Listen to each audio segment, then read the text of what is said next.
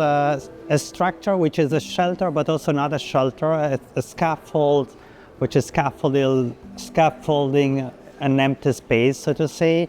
I would say that it's a hybrid structure which is more the result of an imaginary network of forces and entities who are at the same time connecting and trying to disconnect.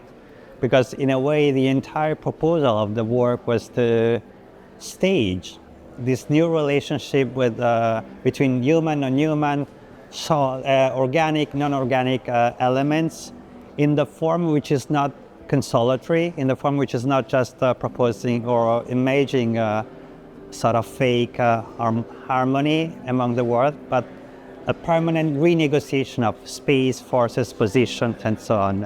And that's why the concept of fragility meant something, but in a positive way. So there is a very beautiful essay that a German philosopher of the last century wrote after a visit in Naples in the 20s. Like a lot of German intellectuals, they spent time there. And he wrote a piece about the relationship between Neapolitanos and technology. And the title of the piece is The Philosophy of the Broken Down. And he started by saying in Naples, everything is broken down, but this is the condition of possibility of technology. Not in the sense that we have to repair, but in the sense that we have, each time that we have a broken device, to invent another destiny for this object.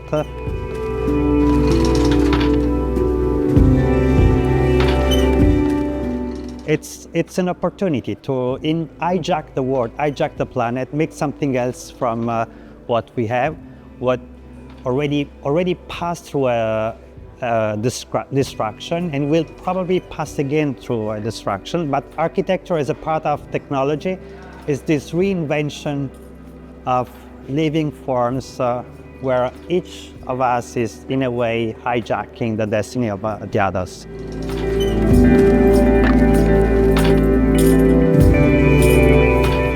So I would just love to have a kind of process of fabrication. It's algae are coming from the proliferation of the Spirogyra, which is themselves coming from our intensive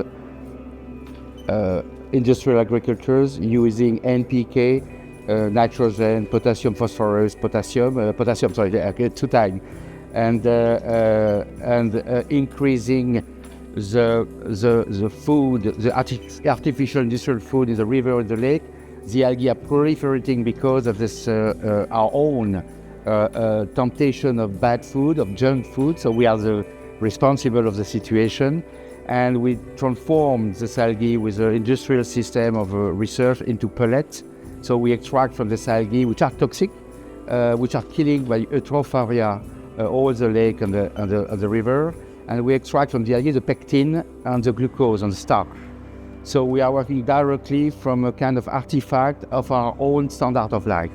Our standard is creating consequences, artifact consequences of the consequences, where the causality is not so clear. We are the cause, in fact. So it's a kind of a chain, a food chain of transformation coming back to make visible our own hypocrisies.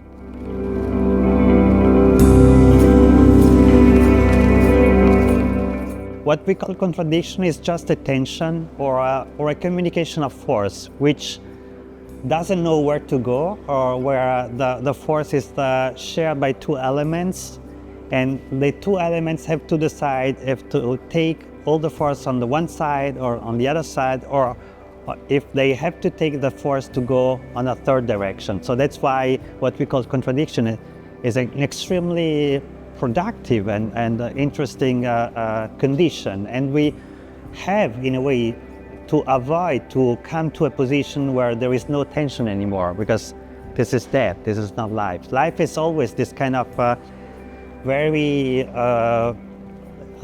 situation where forces are passing from a point to another, producing tensions, and these tensions, of course, it's at the same time the condition of possibility of birth and also of destruction. But there is no tragedy in this dialectics.